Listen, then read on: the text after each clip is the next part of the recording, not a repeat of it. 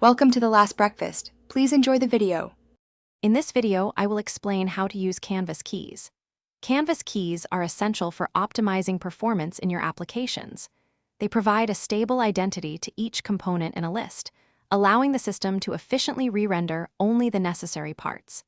This prevents unnecessary recreations of elements, saving valuable processing power and ensuring a smoother user experience. We'll explore how to implement them correctly for maximum benefit. Using keys offers several key advantages.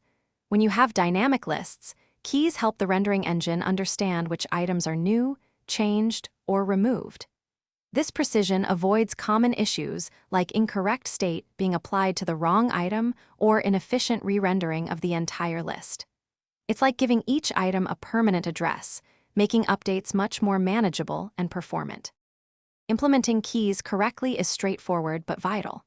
The best practice is to use a unique and persistent identifier from your data, such as a database ID.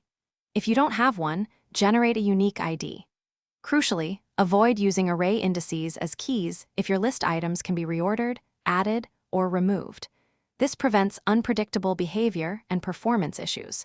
Assign the key to the outermost element of your list item for optimal results.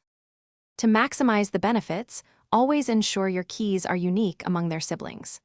Never change a key once a component is mounted, as this can force a remount and lose component state. While keys are powerful, they are not always necessary. For truly static lists that never change, you might omit them. However, for any dynamic content, keys are a fundamental tool for robust and efficient applications. Thanks for watching. If this was helpful, leave a like and consider subscribing. See you next time.